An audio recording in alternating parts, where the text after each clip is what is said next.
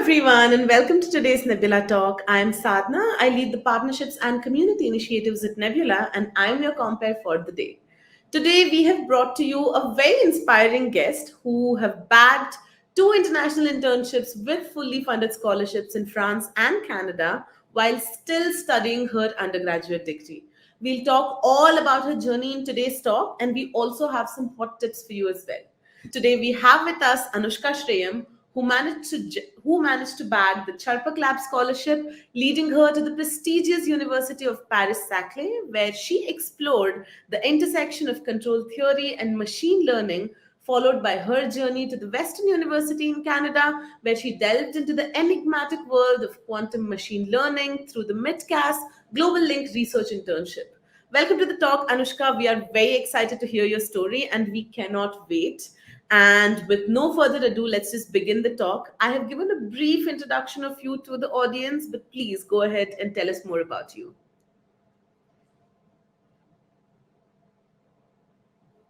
Anushka, you're on mute.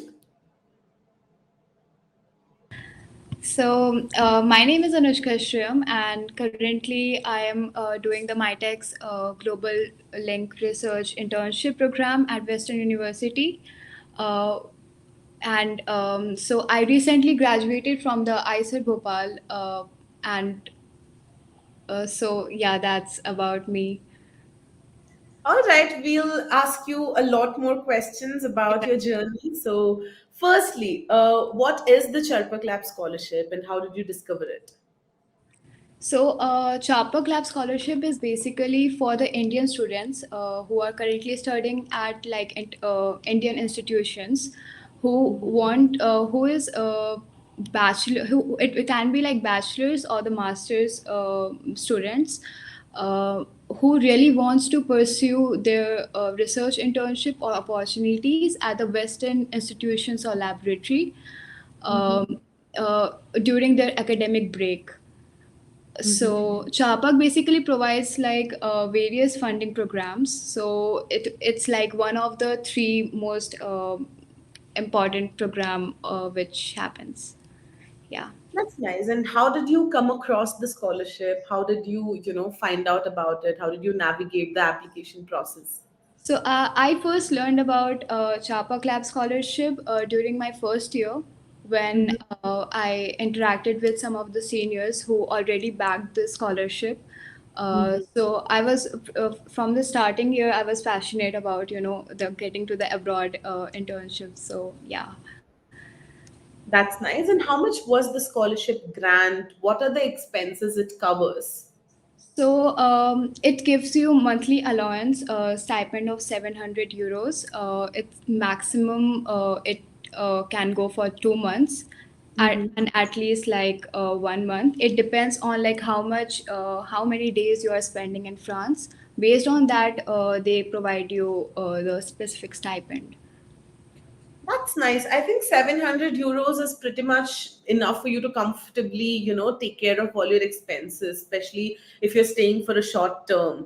So, was that enough for you? Were you able to make any savings?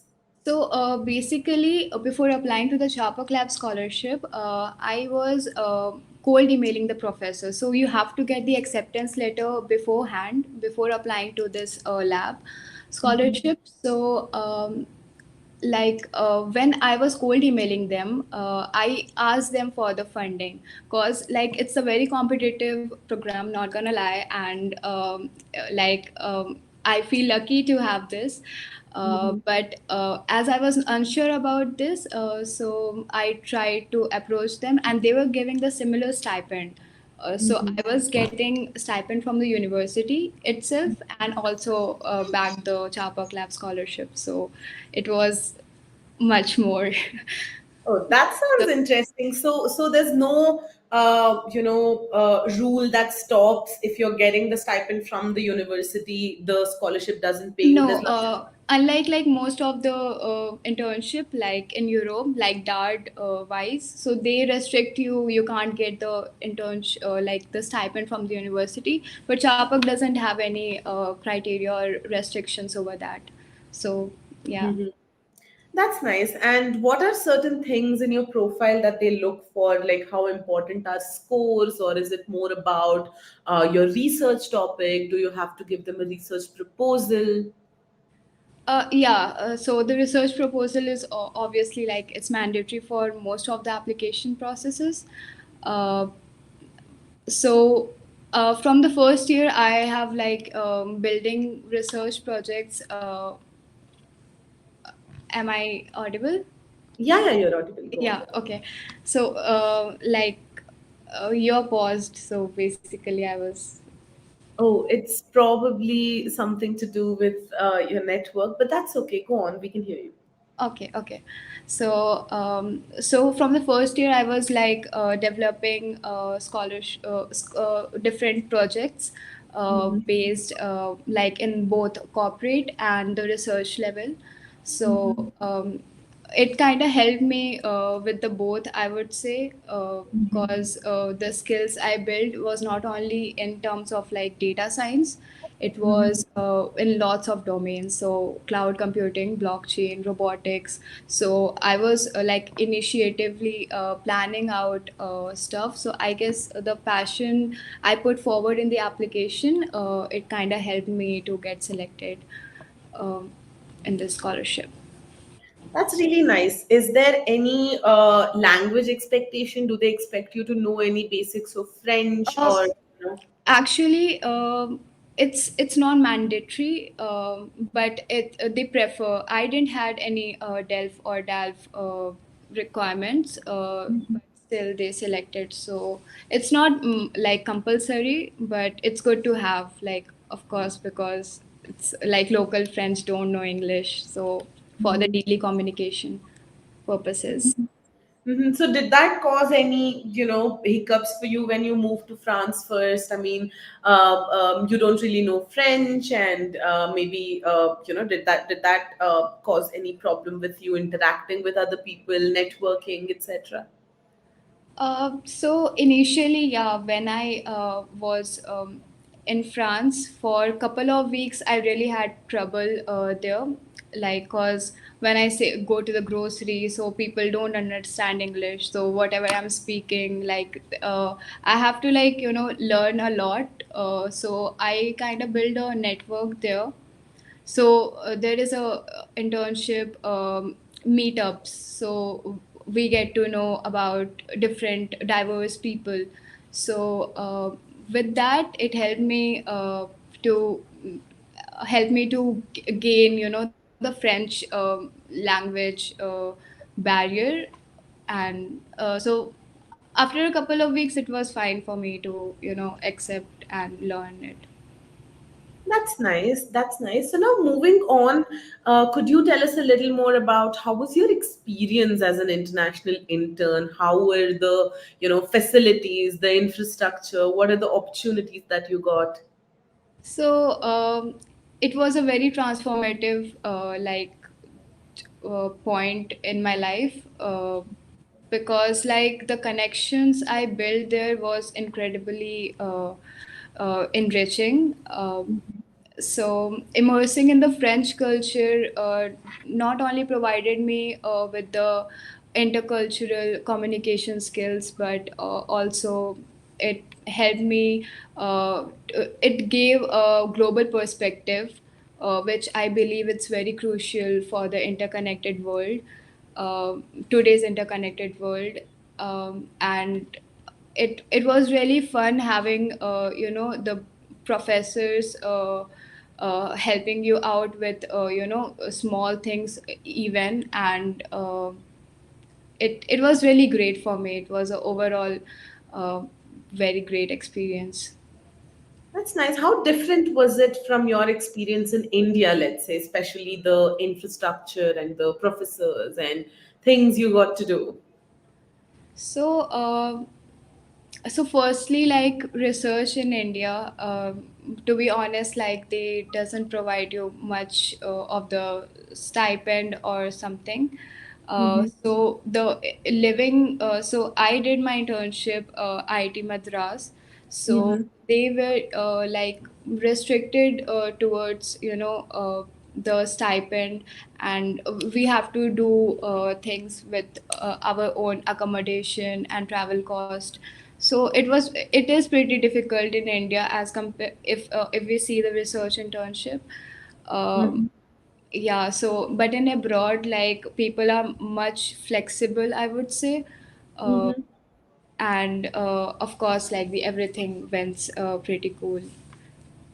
That's nice. So now we have a lot of viewers who are also putting it in the chat section that they are aspiring to, get this scholarship or get an opportunity to, intern or do research in prestigious institutions in France. So what are some tips that you'd like to give them, especially, students that have financial hardships or students that, are looking to start their preparation at this point and haven't done a lot of preparation beforehand? So you're asking, like, if they want to do the scholarship, so the Yeah, tips. yeah, some tips that you think will help All them. right. So, firstly, if you are like applying for the next year, I would say, like, having a strong academic background is very important. Like, in the Charpak portal, you know that they don't have any CGP or CPI cutoff, but it's really like they expect you to have a like academic excellence. And secondly, like, the quality of your application, so it can be, enriched by providing like relevant research experiences. So you can build, if you have any papers or publications or any hackathons you won, so you can put into it, and that shows like how much aligned you are with your career.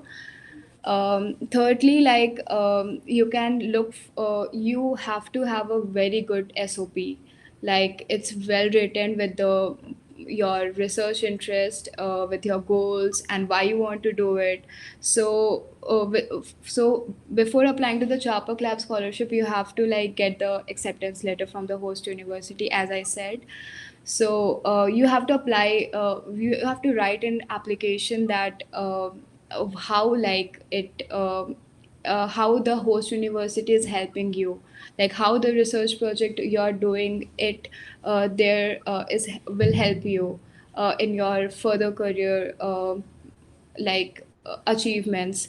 And also, like, how Charpak Labs, if you get the Charpak Lab scholarship, how it will help you. So both of the things you have to keep in the mind, and make a good application. Next point will be like, you have to have a good LOR, because recommendation letter, it's very important. And you have to in application, you have to show the initiative and the passion with your work, with your experience. And lastly, I would say, like, recheck all of the requirements, because if you miss any of the requirements, you won't be like, they won't be getting back to you because of great application is getting submitted.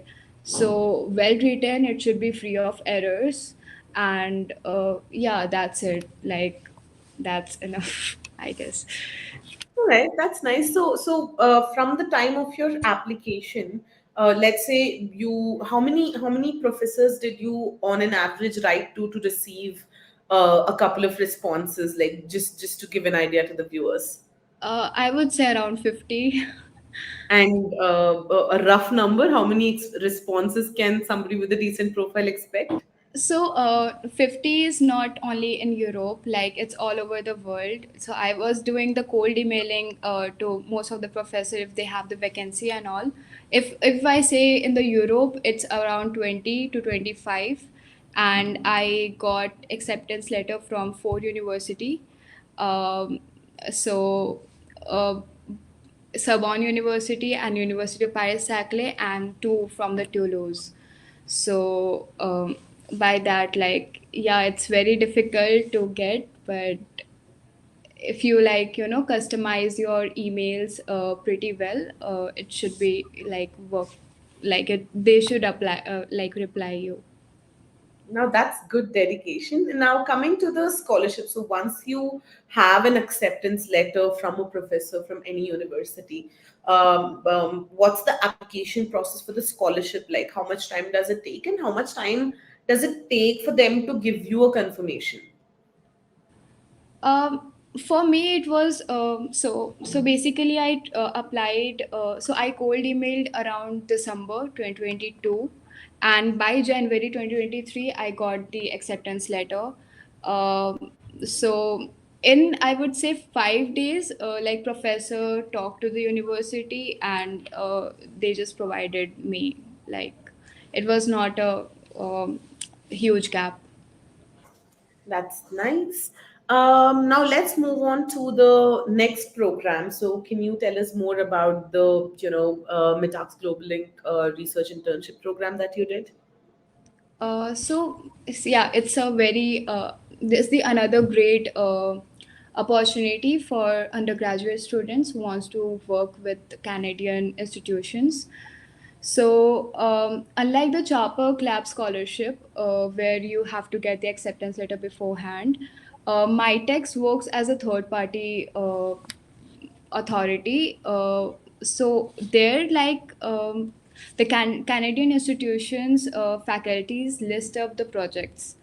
So all over the Canada institutions, faculty will list up all of the projects they want to open, and the students will apply to at most 7 projects in overall the pool, and the Mitex will match them, the professor institutions and the student, and then you get the acceptance letter.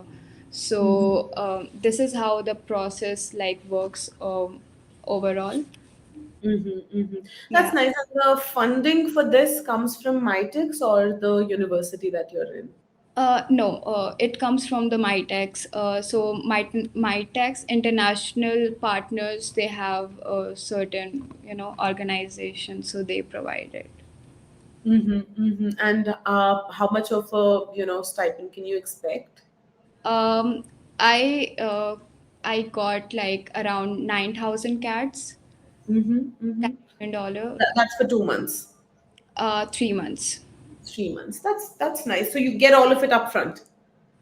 Yes, Okay, and does that not cover? like upfront. It's a three installment, Mm-hmm, I mm-hmm. would say. So And yeah. does that cover your travel, your rent, and everything? Yes, yes, yes. So it's fully funded. It's a you have to do like 12 weeks of work here in Canada, and it covers your travel expenses, your accommodation, your stipend for living cost, and even your health and travel insurance, which like Charpak didn't cover.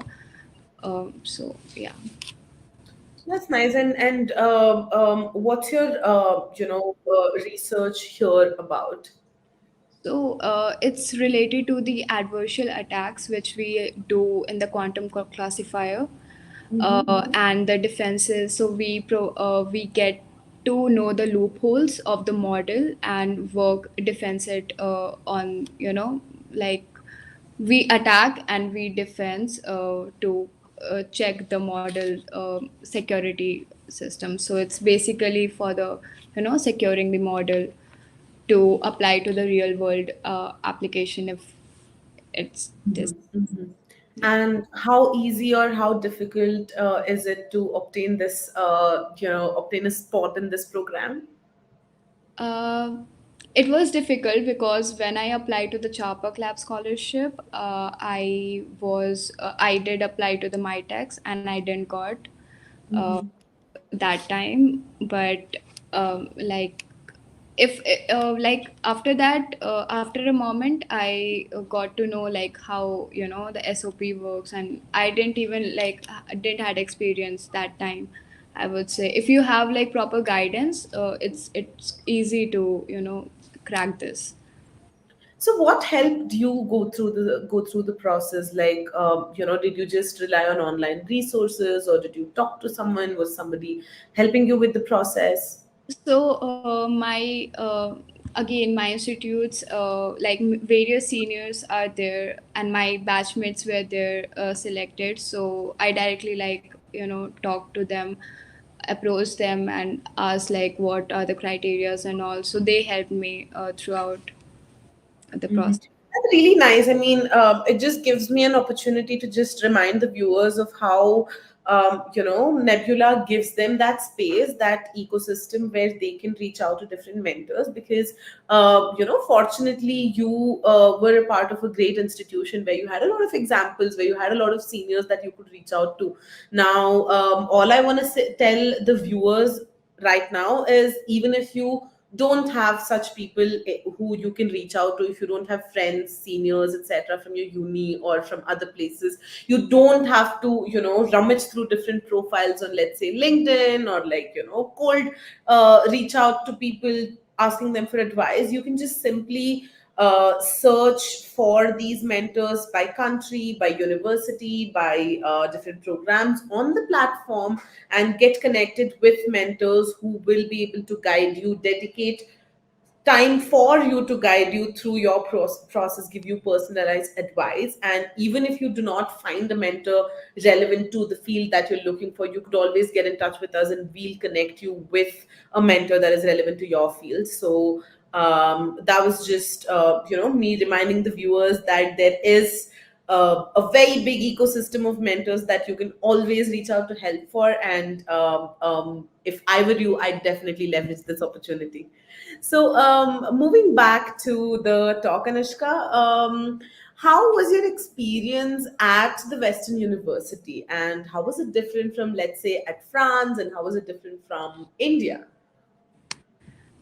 Okay, so pretty honest, like I live in London, in Mm-hmm. Canada, obviously, and so here, like, it's a village area, so uh, it's very peaceful here, like, and I'm really enjoying. The Paris was very happening place, like daily night outs and daily like party and fun, Mm-hmm. but here, like, we don't see like much of the crowds, but Mm-hmm. it's very, like, I really needed this kind of a peace, and the Mm-hmm. work environment is really good here. Like, I won't compare it with Paris. It's like similar because international connections I built there also, here also. So yeah, um, so yeah, that's it.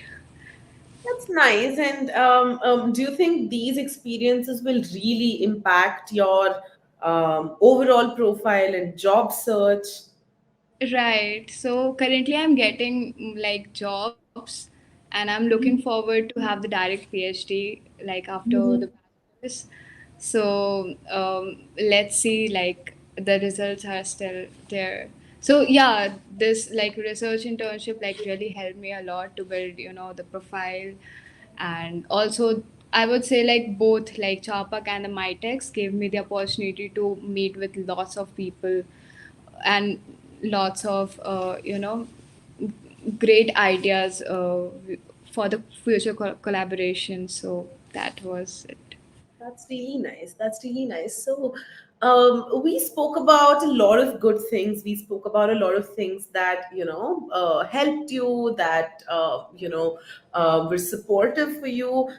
Would you also like to talk about, let's say, some difficulties that you faced? What was the hardest thing? It could be the culture, it could be, just reaching out and the fatigue of reaching out to people, or maybe disappointment when somebody rejects something that you were really eyeing on. So do you want to talk about certain things that were the most difficult things that you had to cross through to get to where you are right now? So so initially, so when I went to the Paris, and it was my first time alone, I would say, and Mm-hmm. managing everything by myself, like indeed it was overwhelming. And going to the lab, coming back, making the food, cleaning, laundry, blah blah. So yeah, it was difficult, but now I'm like kind of habited. Initial is tough, but you get to know. Um, also, also what's yeah, French language was the difficulty. Mhm. Yeah, And how supportive are the universities for international students? I mean, there's a lot of things they that we are really. with firstly navigating the city, because like you're very new, you need to figure out. I mean, unlike India, you can't have a maid, you can't have, people do everything for you. You have to figure out everything. You have to figure out your living situation, your accommodation, your everyday activities, and sometimes you might also start missing your family, your friends. It might get a little lonely out there. So what kind of support do these universities provide? And I'd also like you to give us like a comparison of how the French institute helped you and how the Canadian one helps you. Okay, so so it was a short term, and I can't literally differentiate between that. Mm-hmm. I would say like uh, both institutes are like help me in a different sense. So I didn't had a problem with the navigating the city here also or in Paris, because my the first thing is, if I'm going somewhere, I you know try to talk to the local students there, so it kind of helps me to look forward and prepare ahead of time, um, to Mm-hmm. Mm-hmm. yeah to We can. yeah to check. I'm sorry. Am I audible? Yeah. Okay. Yes, yes. There was a slight lag, but we can hear you. Okay. Sure. So yeah, connecting with the local student there, it helped me, and they kind of gave navigated all of the things. So, and the university itself, the administration, both of the university, Western University and University, it was very good. Like the documentation and every verification went too fast, and it was like they helped me with the bank accounts. uh, University of Paris actually helped me with the accommodation. So yeah, like it was really great. Yep, Western University doesn't provided me any accommodation, but yeah, that's the thing, like you have to find your home beforehand. So How did you go about looking for accommodation?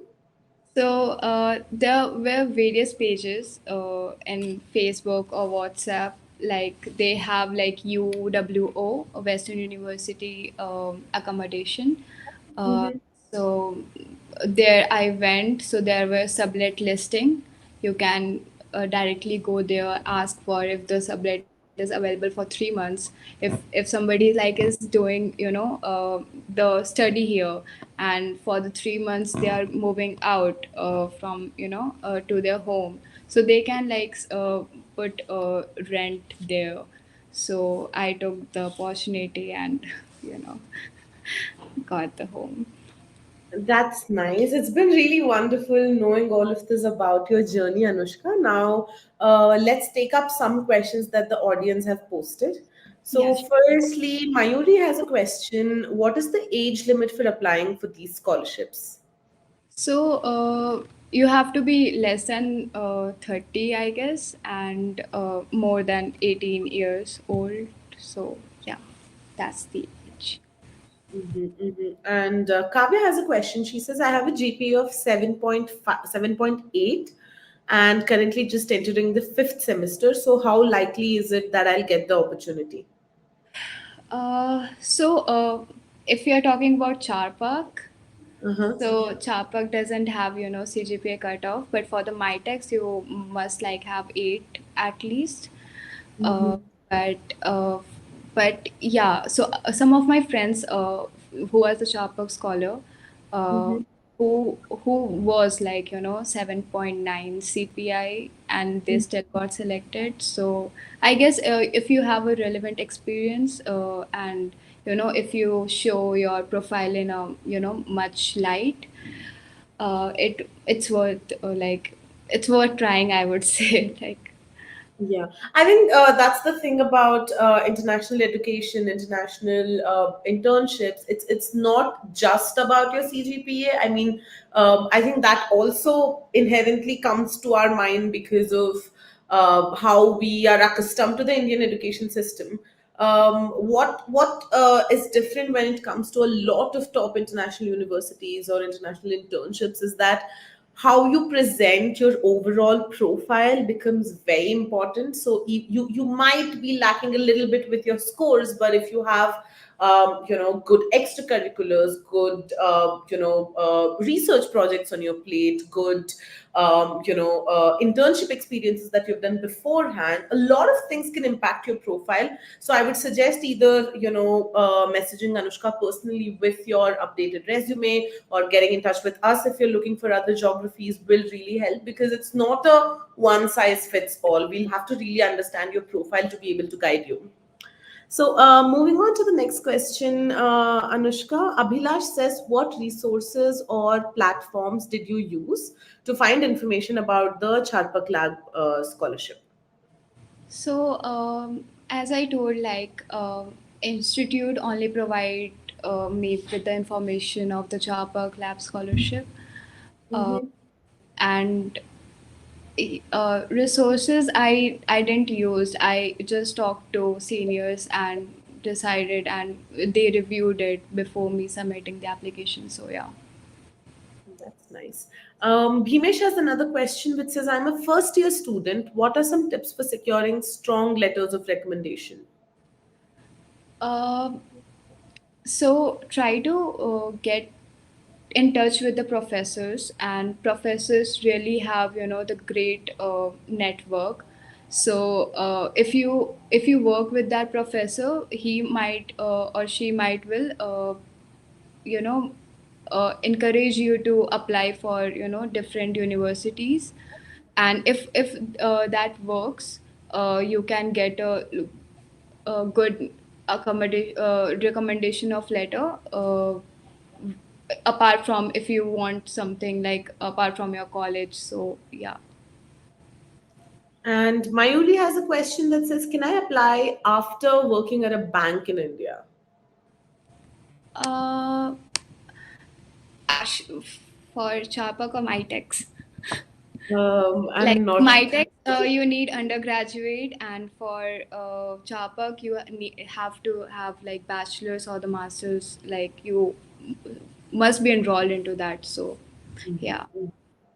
And Jatin has a question. Can you share a little bit about the projects that you worked on? I mean, I So think we covered this during the talk, but you could still give him a quick sum up. yeah, sure. So, so initially, first year, I started due to my older sister. She is a software developer, so she kind of like pushed me for the competitive programming and all.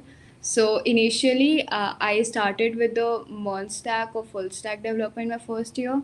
Then I initially then initial time of the second year, I explored the open source contribution, and various projects in different domains, as I said, like cloud computing, blockchain, and with the ICER Bhopal like lab, we have robotics. So it was all like I did various like projects overall. Yeah. That's really nice. The whole world of open source really excites me. Moving back to the questions, Yuki has a question. How early should I start applying for these opportunities? Are there benefits to applying early on?